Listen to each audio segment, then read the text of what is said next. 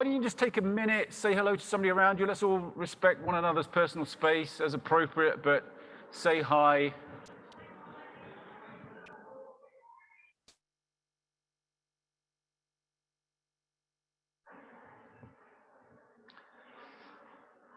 So again, welcome to Cedar Ridge. I'm Matthew, I'm the lead pastor here. And welcome to everybody on Zoom. Thanks for joining us. We're in a series at the moment on the Gospel of Luke, and we looked at the first part of that book from the Christian scriptures at the beginning of the year.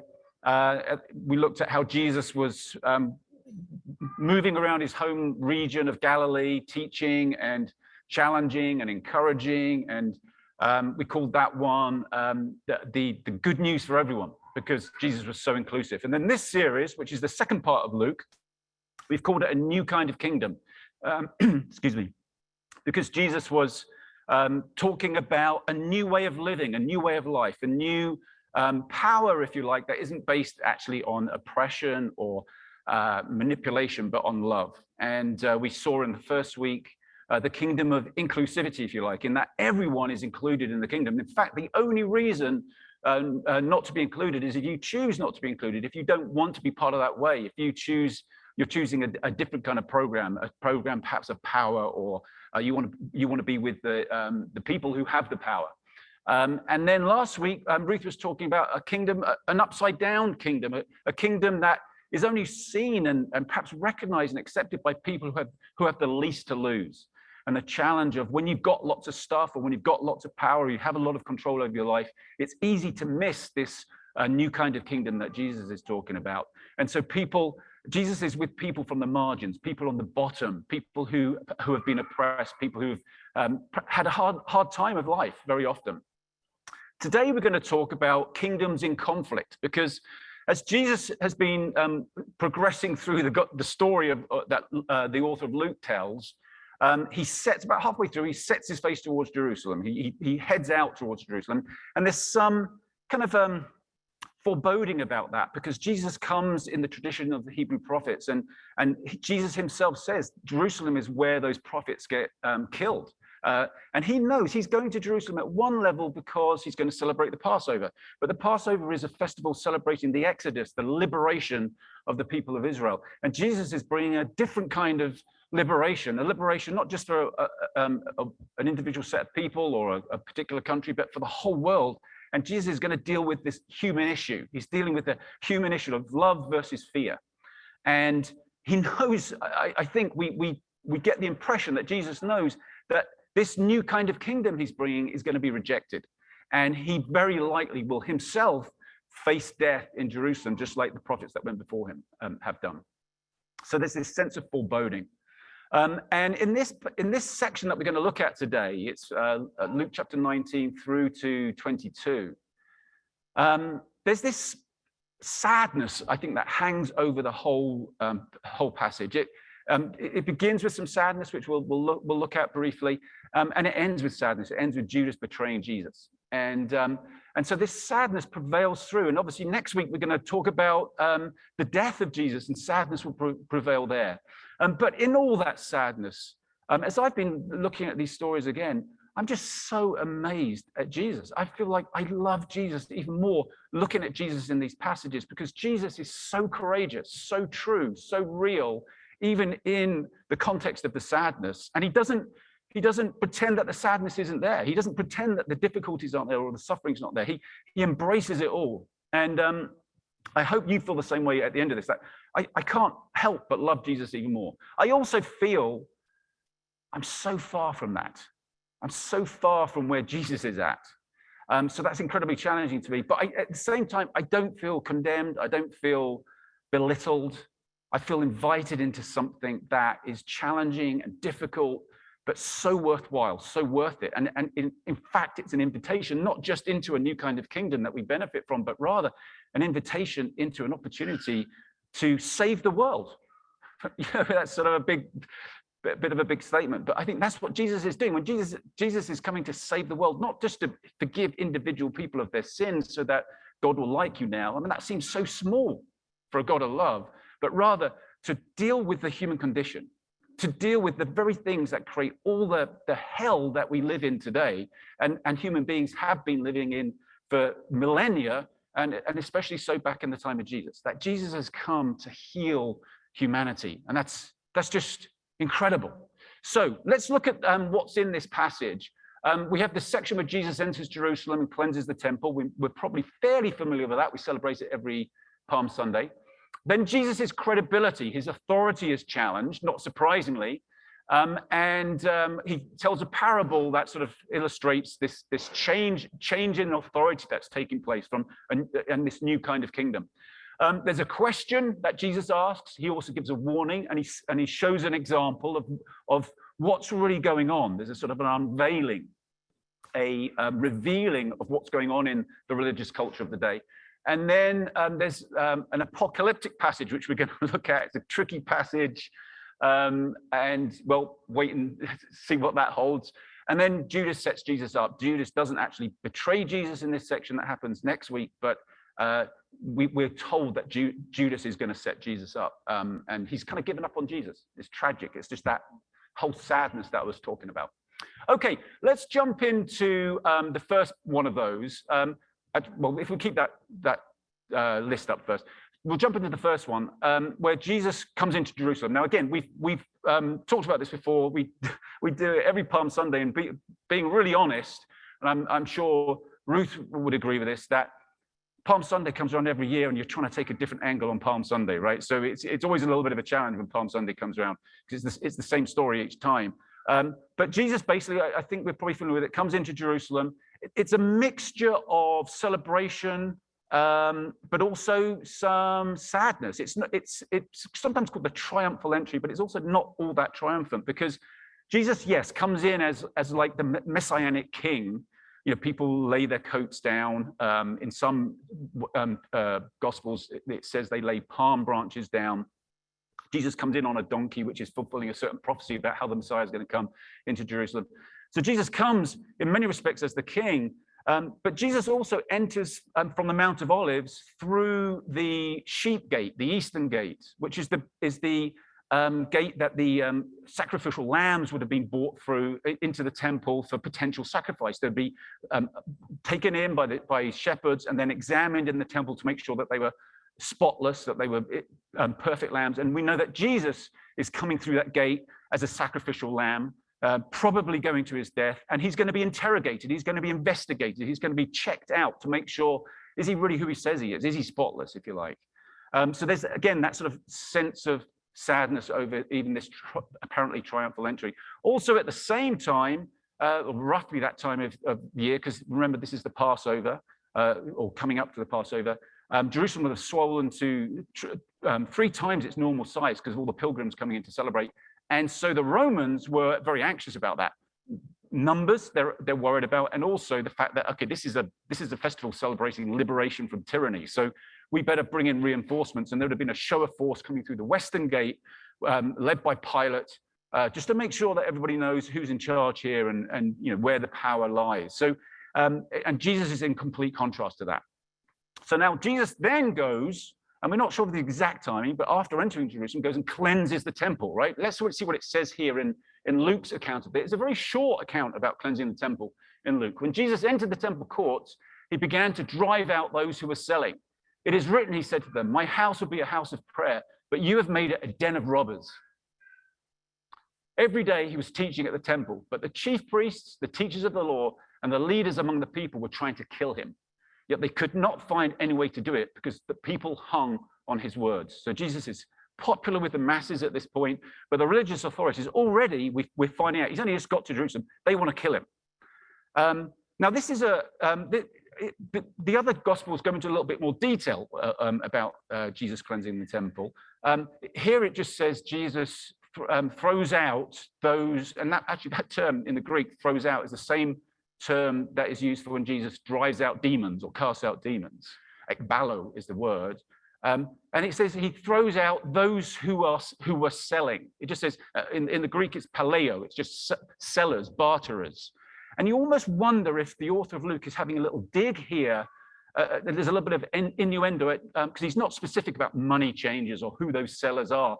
but at the religious authorities, that they're buying, selling religion, they're peddling religion, they're manipulating religion for their own ends, sometimes financially, sometimes just power and authority and a sense of perhaps well-being and I'm a good person, but it's buying and selling. And Jesus has come to rid Judaism of that. Perhaps that's what the author is inferring there. But we don't get too much detail on it. But the fact that this is in all four Gospels, to me, that shows this was a very significant event. You can imagine people later on when they're recounting stories, which eventually resulted in stories being written down and becoming scripture. When they're recounting those stories, imagine going like, wow, do you remember that time when Jesus went into the temple and did such and such? And that wasn't that incredible. And so it really seems to have captured the imagination of the early followers of Jesus, certainly. And what we see here is Jesus taking the conflict to the authorities. I mean, and so as we think about kingdoms in conflict, the way of love against the way of power and fear and power and control, when we think about this conflict, it's interesting to say that it's not a conflict that's passive. Jesus is not passive in this conflict whatsoever. The conflict's been redrawn somewhat. Formerly it was with the Pharisees, right? As Jesus is out in the rural areas where the synagogues prevail and the Pharisees are the religious authorities. That was one set of conflict. Now he's in Jerusalem. He's in conflict with the temple system, the high priest system, which have inevitable political power as well, and are in cahoots with the Roman political power. So this is a different kind of power. These are people that can kill him, that can exercise a whole load more authority, even if the people don't want them to do that. They have clout, and Jesus is now in conflict with them. But he's taken the conflict to them. It's not passivity, and I think we need to. We're going to explore this a little bit. That this way of love inevitably causes conflict. It inevitably causes conflict. So the way of love is not the absence of conflict. The way of peace is not the absence of conflict. But the conflict is always loving. Jesus never lets go of love, never turns this into a vengeful conflict or another set of powers to overcome and manipulate and control people. It's not about now it's okay to hate the bad people. Jesus is always about love. And we see this, I think, in a little few verses between Jesus going into Jerusalem and cleansing the temple. Here, we'll go back a little bit. Here's what it says. As he approached Jerusalem and saw the city, he wept over it and said, if you, even you, had only known on this day what would bring you peace, but now it is hidden from your eyes. The days will come when you and your enemies will build an embankment against you and encircle you and hem you in on every side. They will dash you to the ground, you and the children within your walls. They will not leave one stone on another because you did not recognize the time of God's coming to you. So as Jesus approaches Jerusalem, and remember, we left Jesus last week in Jericho with Zacchaeus, and the entourage has now moved on to Jerusalem. Now, Jericho is about 850 feet below sea level. It's not too far from the Dead Sea. It's the lowest city on earth, in fact. And it's about 25 miles away is Jerusalem, and you have to go up to Jerusalem. So Jerusalem is, I think, 2,500 or so feet above sea level. I mean, it's not super high, but it's way higher than Jericho. So that's why they say go up to Jerusalem. Jesus is always saying, I must go up to Jerusalem because it's higher. And so you can imagine that this entourage has been on this winding, dusty, hot road for 25 miles, gradually ascending until they get to the Mount of Olives, which is just east of Jerusalem. And the Mount of Olives is separated from Jerusalem, which is on another hill. The Mount of Olives is, again, about 2,600 or so feet above sea level. So they got up to this peak, and then you can see Jerusalem. And you imagine, and I think perhaps Luke is alluding to this, the sense of expectation. They're on their way to Jerusalem. And then finally, they get to the top of the Mount of Olives. They look across the Kidron Valley, and there is Jerusalem. And Jesus' reaction is to break down and cry. And it begs the question, why is Jesus crying? I think Jesus is sad. I think Jesus is probably afraid, to be honest. He knows what he's getting into. It's not wrong to be afraid. It's wrong to live your life based on fear. But we all get afraid. There's times when we should be afraid. Maybe it's disappointment, all this work, all this effort, all this touring around, trying to persuade people about life and the opportunity for a new kind of kingdom, and it's going to be rejected. All of those things are probably valid, but I think primarily Jesus is weeping because of love. He loves the city. He loves the people. Jesus loves his enemies, and he's looking ahead like a classic Hebrew prophet and saying, I don't think Jesus is predicting the future, like he's had secret knowledge about the future, because what he's describing here, and he describes it later, is the fall of Jerusalem. That Jerusalem will eventually, in 70 CE, so a few decades later, Jerusalem will be destroyed by the Romans and the temple will be destroyed. That happened historically. Jesus seems to be looking at the city and saying, you're rejecting this way of peace, you're rejecting this way of love, and that will perpetuate the cycle of violence, and that cycle of violence will come back and destroy you. I think Jesus is saying that's what the future holds. It's inevitable unless you accept this new way, unless we can get to the root of things and deal with the issues of the heart, the issues of the issues of the human condition. This is inevitable, and he's heartbroken. He sobs as he looks over the city. There's a little depiction from a 19th century painting here of Jesus looking out. I was trying to look for some present day photos of that view from the Mount of Olives over Jerusalem. Couldn't really find anything. So there's this sadness, but it's all about love. Now let's go back to our list of what's going on. The next section has Jesus's credibility being challenged, and he tells a parable about the tenants. Now, not surprising that Jesus' credibility is challenged at this point, right? He's gone in and sort of taken the conflict to the religious authorities by going into the temple, and then he starts hanging out in the temple. He spends pretty much his whole time in the temple, and then at night times he goes back to the Mount of Olives and has a bit of quiet time with his close followers, and then comes back into the temple again early in the morning. So he's not avoiding anybody. And so we get this story where the religious authorities come and challenge him. One day, as Jesus was teaching the people in the temple courts and proclaiming the good news, the chief priests and the teachers of the law, together with the elders, came up to him. Tell us, by what authority are you doing these things? They said. Who gave you this authority? He replied, I will also ask you a question. Tell me, John's baptism, was it from heaven or of human origin? They discussed it among themselves and said, if we say from heaven, he will ask, why didn't you believe him? If we say of human origin, all the people will stone us because they are persuaded that John was a prophet. So they answered, we don't know where it was from. Jesus said, neither will I tell you by what authority I'm doing these things. So here's tricksy Jesus, perhaps, right? So, when we read this at first sight, it seems like Jesus is just being a bit contrary, maybe, nitpicking or whatever, and he doesn't want to answer the question, so he'll tell them a difficult question instead. But there's a lot more going on in the passage than that.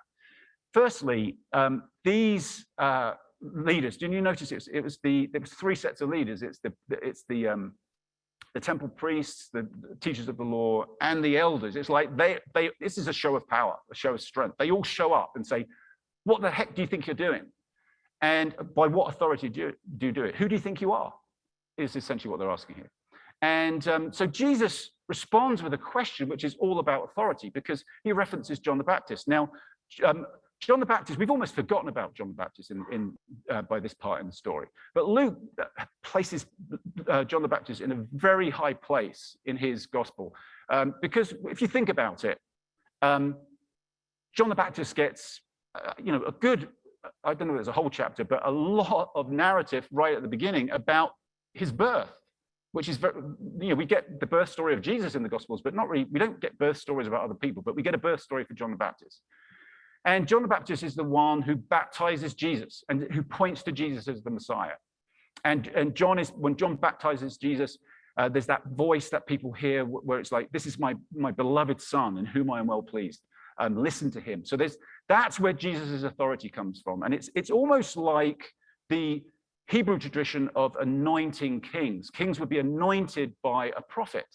And it's as though John's anointing of Jesus at baptism is a sign of God's a blessing, a sign that Jesus is from God, that Jesus has that authority. So he's asking them that question. Now, they hear what we get in response is they don't want to commit either way for obvious reasons. The text tells us that, which just goes, they're buying and selling religion, right? They're afraid of the people. They're very angry and very afraid, which is a lethal combination.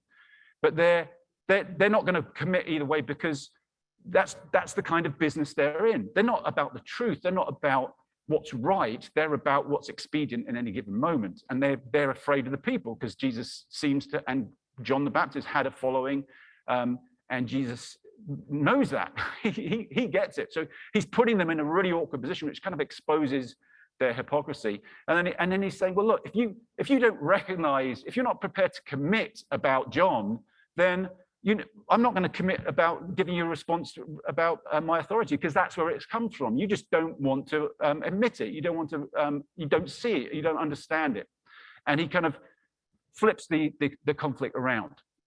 Now he goes then on to tell a story that we looked at, or a parable that we looked at a few weeks ago. So we're not going to jump into that. It's a parable about the tenants, a vineyard which represents the people of Israel, tenants which represent the religious authorities, an owner of that vineyard who's God, and the owner's son who represents Jesus, who is sent to sort the vineyard out, make it more fruitful, and they kill the son.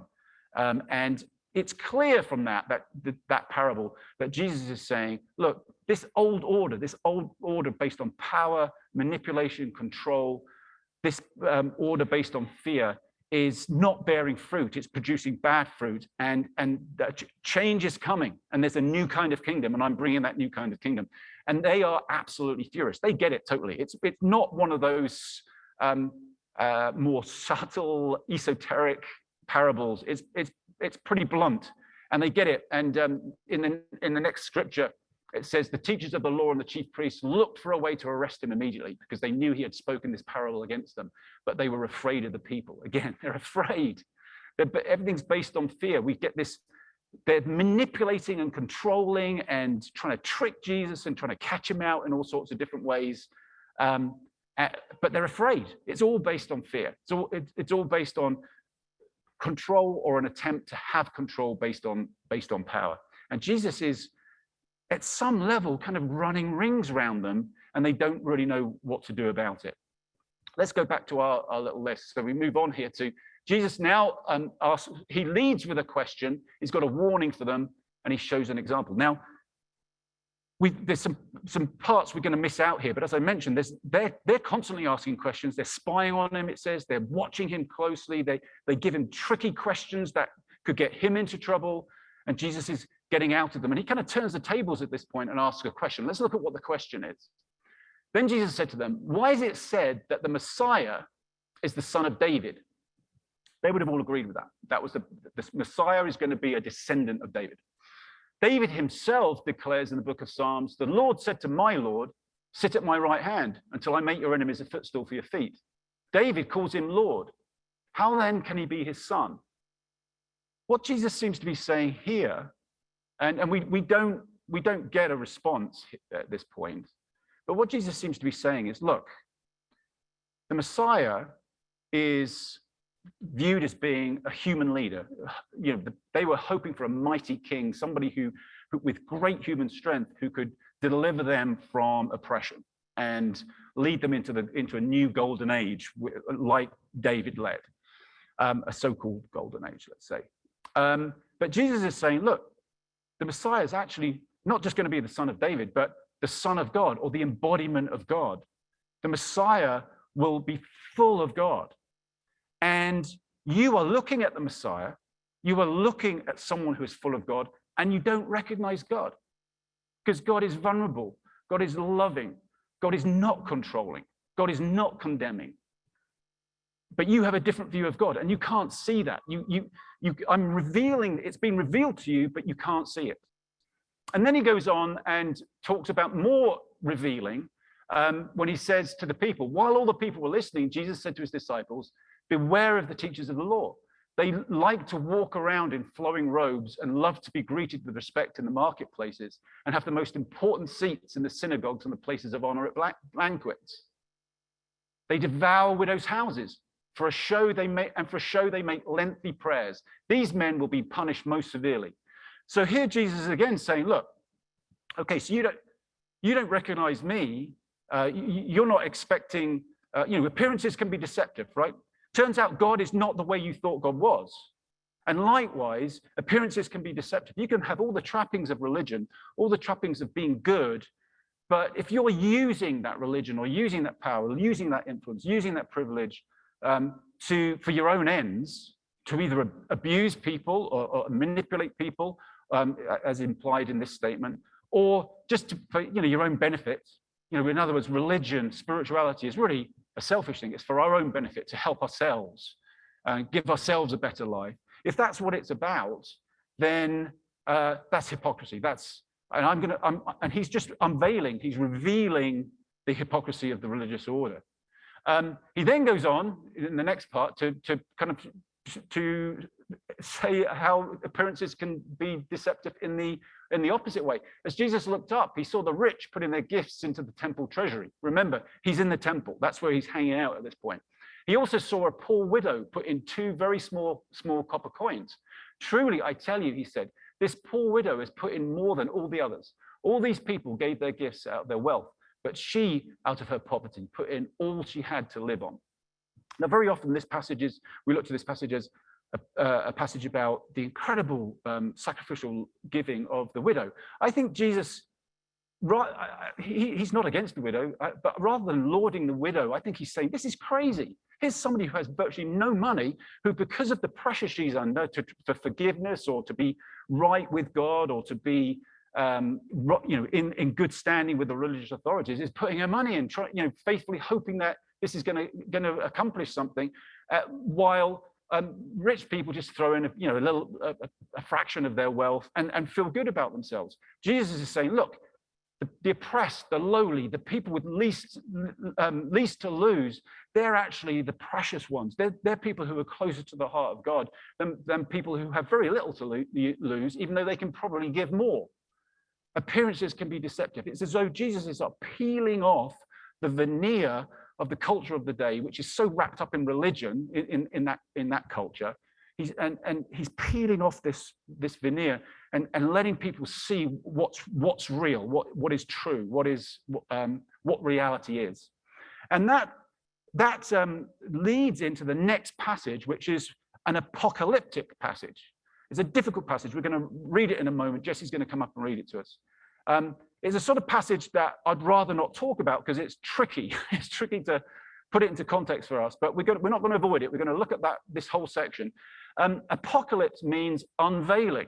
It's the last book of the Christian scriptures is called Revelation because the first word in the book is apocalypsis, which can be translated revelation or unveiling. And it's apocalyptic literature is dramatic, poetic, visionary, dreamlike imagery that reveals things to us about what's really real. So let's listen to this passage as Jesse reads it to us, and then we'll just unpack it a little bit before we wrap up.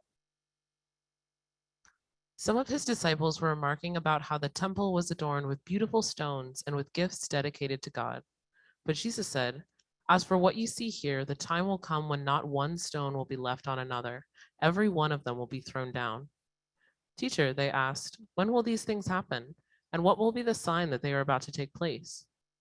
He replied, "Watch out that you are not deceived, for many will come in my name claiming, 'I am he,' and 'the time is near.' Do not follow them. When you hear of wars and uprisings, do not be frightened. These things must happen first, but the end will not come right away." Then he said to them, "Nation will rise against nation and kingdom against kingdom. There will be great earthquakes, famines, and pestilences in various places, and fearful events and great signs from heaven. But before all this, they will seize you and persecute you. They will hand you over to synagogues and put you in prison, and you will be brought before kings and governors, and all on account of my name. And so you will bear testimony to me. But make up your mind not to worry beforehand how you will defend yourselves, for I will give you words and wisdom that none of your adversaries will be able to resist or contradict. You will be betrayed even by parents, brothers and sisters, relatives and friends, and they will put some of you to death. Everyone will hate you because of me, but not a hair of your head will perish. Stand firm and you will win life. When you see Jerusalem being surrounded by armies, you will know that its desolation is near. Then let those who are in Judea flee to the mountains, let those in the city get out, and let those in the country not enter the city. For this is the time of punishment and fulfillment of all that has been written. How dreadful it will be in those days for pregnant women and nursing mothers. There will be great distress in the land and wrath against this people. They will fall by the sword and will be taken as prisoners to all the nations. Jerusalem will be trampled on by the Gentiles until the time of the Gentiles are fulfilled. There will be signs in the sun, moon, and stars. On the earth, nations will be in anguish and perplexity at the roaring and tossing of the sea. People will faint from terror, apprehensive of what is coming on the world, for the heavenly bodies will be shaken. At that time, they will see the Son of Man coming in a cloud with power and great glory. When these things begin to take place, stand up and lift your heads, because your redemption is drawing near. He told them this parable. Look at the fig tree and all the trees. When they sprout leaves, you can see for yourself and know that summer is near. Even so, when you see these things happening, you know that the kingdom of God is near. Truly, I tell you, this generation will certainly not pass away until all these things have happened. Heaven and earth will pass away, but my words will never pass away. Be careful, or your hearts will be weighed down with carousing, drunkenness, and the anxieties of life, and that day will close on you suddenly like a trap. For it will come on all those who live on the face of the whole earth. Be always on the watch, and pray that you may be able to escape all that is about to happen, and that you may be able to stand before the Son of Man.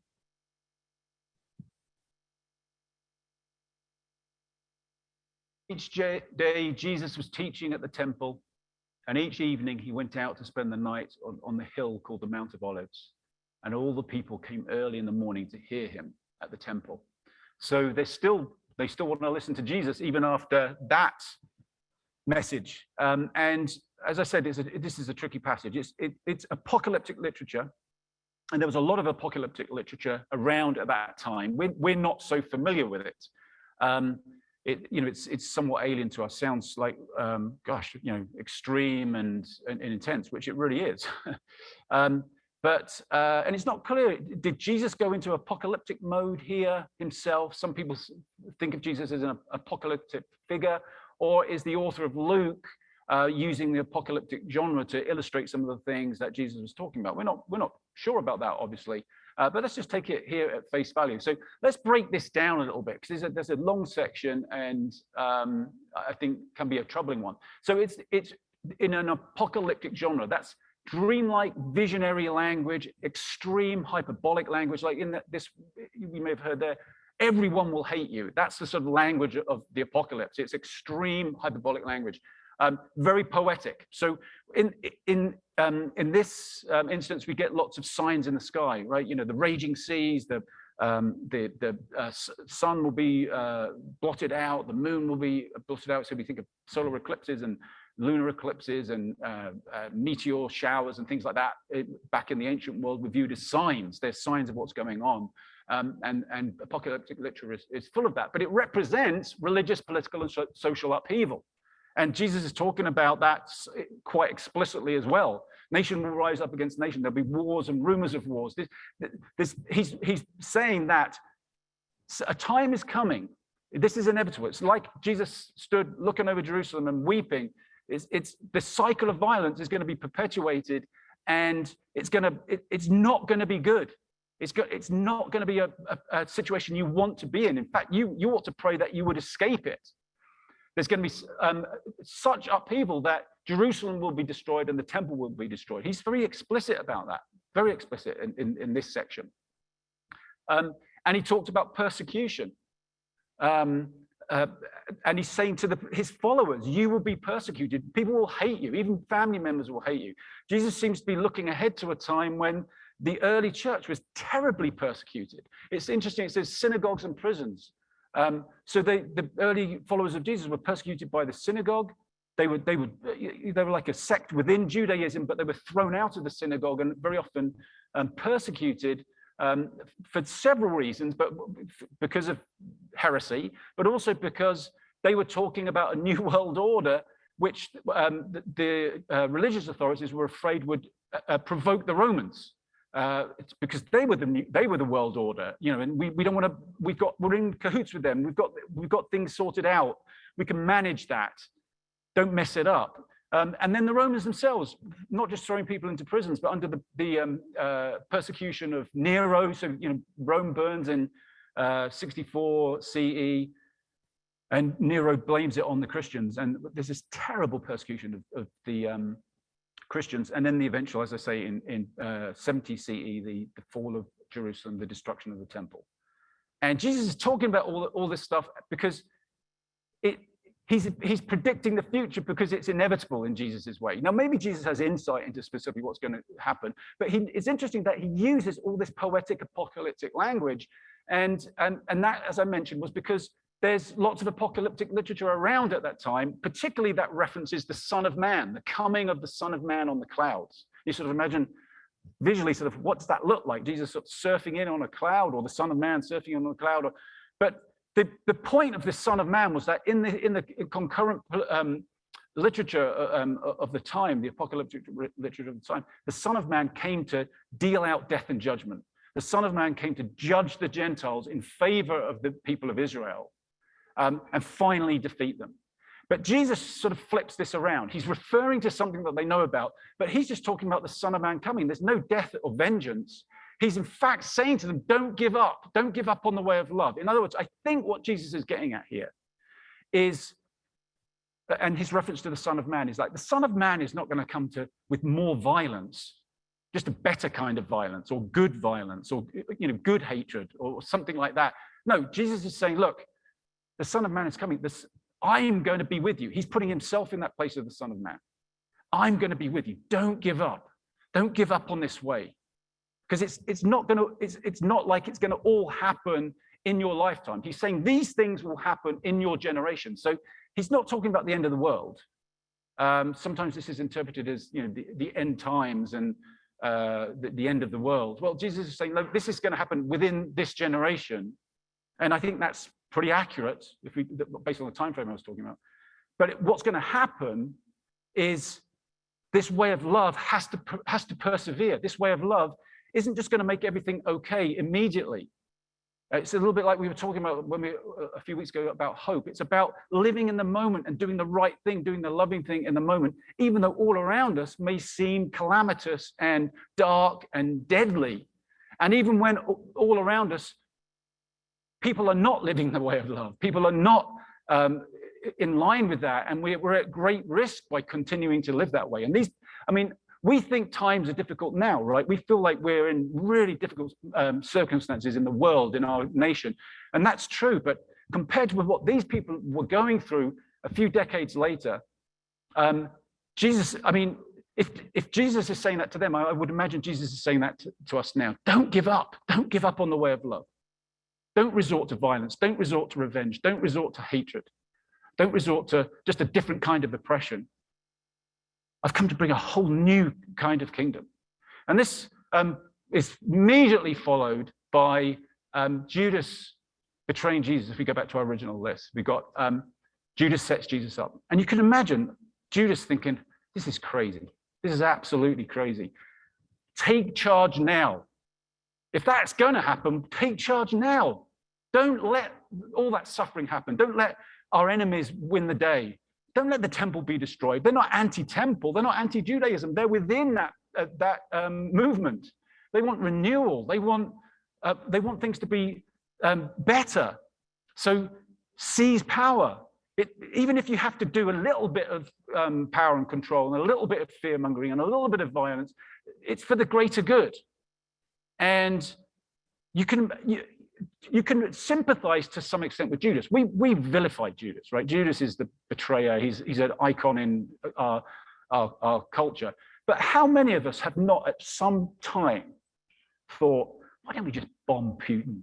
Why don't we just get our own back on? Why don't we just stop these crazy people doing these crazy things?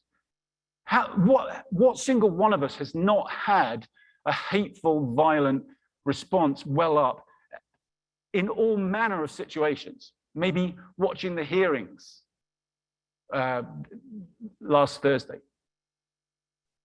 Maybe, I mean, you name it. We've all got different things that get us up and tempt us, I think, to let go of the way of love and pursue something that it's all well-intentioned.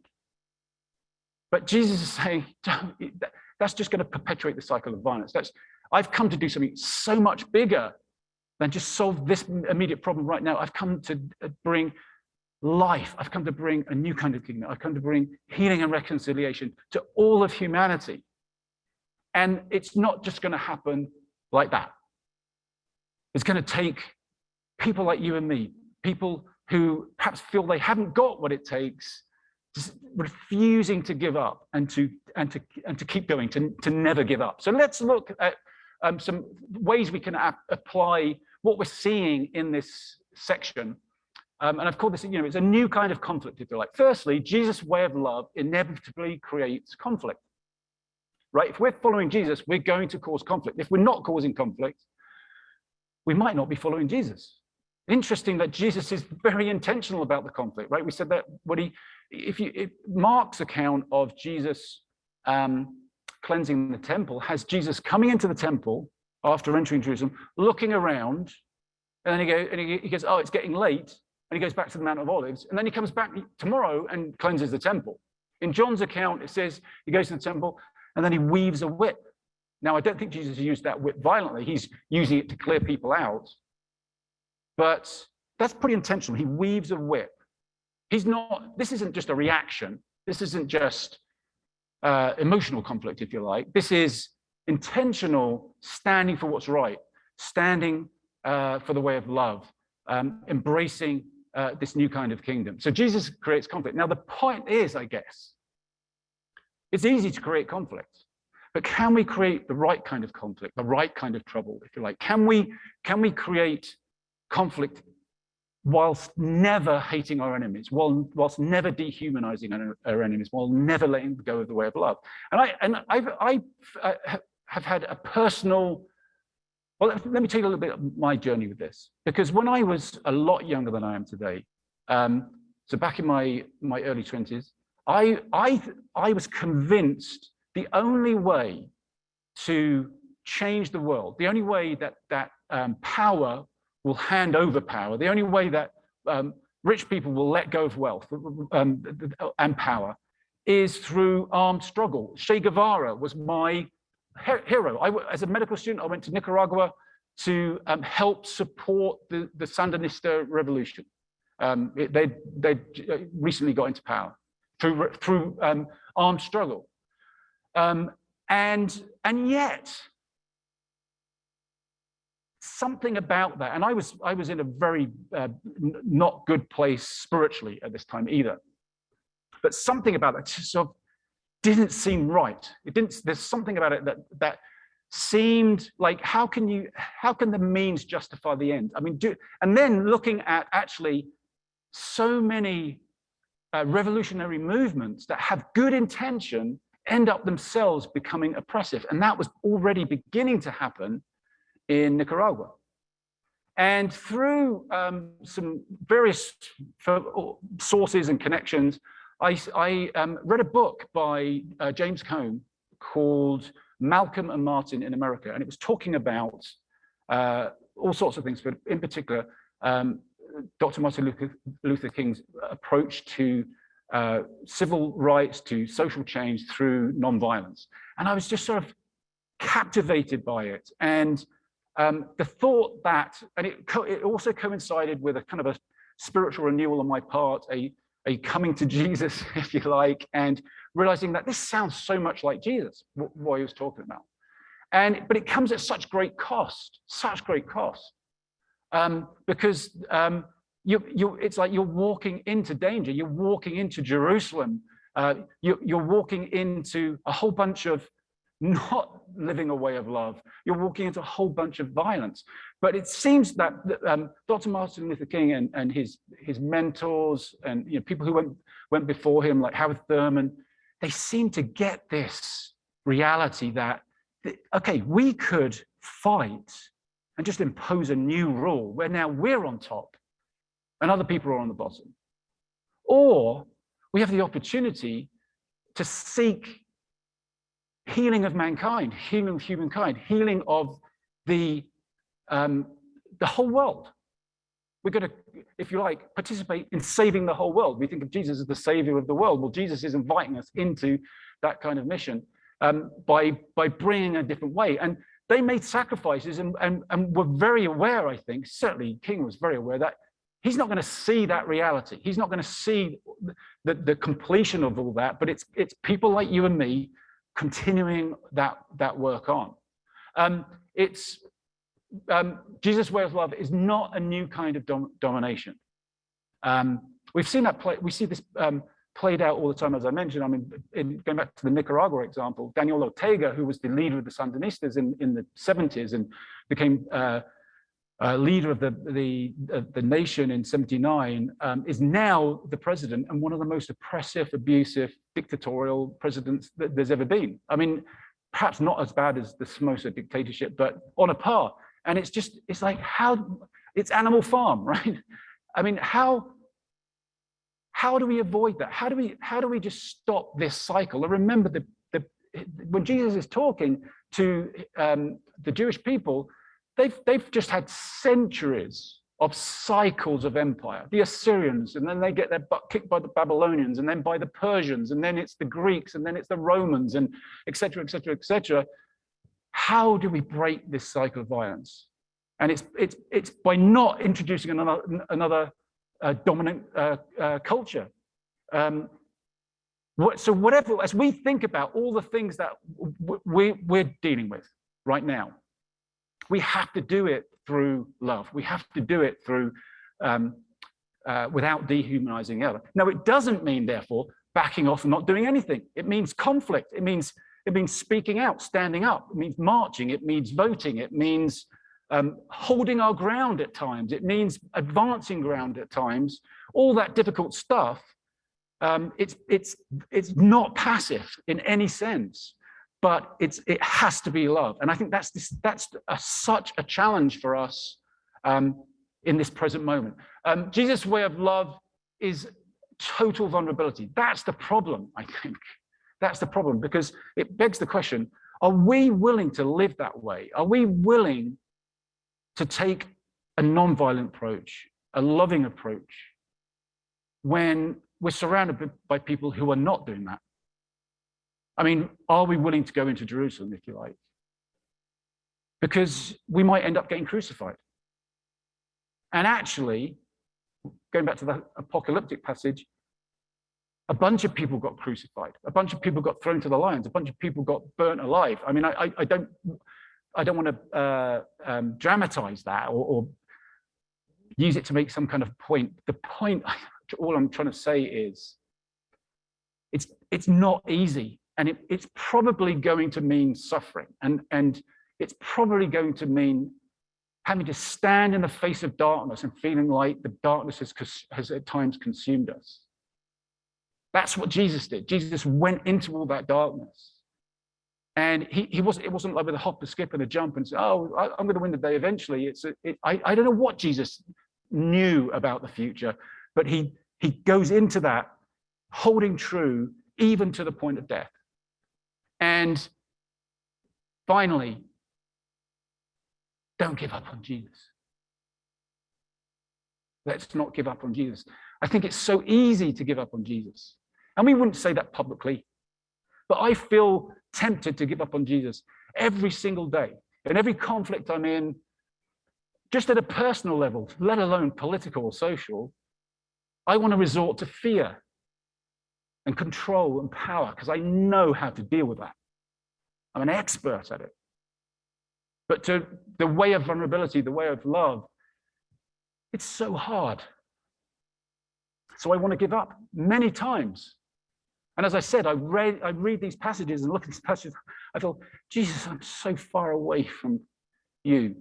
And yet, because this is the Spirit of Christ we're talking about now, I don't feel alienated. I don't feel ashamed. I feel ashamed a bit at times, if I'm honest. But I don't feel rejected. I feel that invitation into something. And the promise, not that everything's going to be okay. I think at times I've said that to my kids, don't worry, everything's going to be okay. No, everything is not going to be okay. And Jesus is not saying, don't worry, everybody, it's all going to be okay. What he's saying is, I'm going to be with you. I'm going to be with you in that. And as we look at the horrendous nature of our culture, the horrendous nature of the world, and everything that may be falling down on top of us, let's not give up, but see ourselves as part of an answer, part of a future that we may not see. But if we give up on it, the future is inevitable. The cycle of violence is inevitable. But if we can hold true, Jesus is saying, I'm with you in that. You'll see the Son of Man coming on the clouds. I'm with you. And I can lead you into something different, something more beautiful. That's your gift to the world. We're going to celebrate communion now. And we say that, don't we? Celebrate communion. We're we're remembering Jesus' death. This is the last meal. We'll look at this in more detail next week when Ruth talks about the death of Jesus. But the Last Supper that's about to come up, where Jesus celebrates the Passover meal with his friends, and he talks about his impending death. And it's really interesting that one of the few things that we've retained historically would be this celebration of Jesus' death, this really sad moment. And I think it's because that's kind of the cross is this symbol of all that's wrong with humanity, of all that's crushing and destructive. And yet through that suffering, incredible life can come, incredible beauty, as Jesus walks through it in love and releases a deeper magic that can transform the world. So we're today, as we celebrate communion, I don't really want to say anything more about communion other than it's this opportunity to identify with Jesus in that sadness, in that vulnerability, as he stands there looking out over Jerusalem. We could say, perhaps, and I hope this doesn't sound corny, but thank you for being with us, Jesus, but we're with you. We're with you. We're going to stand with you on that mountain looking out over Jerusalem. And we don't know what's coming our way, but we're going to be faithful. We're going to be true. That's our opportunity this morning. We have time to light a candle for Ukraine, to write out prayers, to just sit and reflect in our seats. We can move around. There's some other candles at the back we can light as a symbol of prayer, a symbol of hope. So let's just respond in the way that feels appropriate for us right now. And if that means just staying in your seat, as I said, please feel free to do that. But otherwise, we've got communion bread and gluten-free crackers and fruit juice at the front and in the middle, and you can take it back to your seat or take it with one another around the table. Let's just pray. Jesus, thank you that you are so faithful.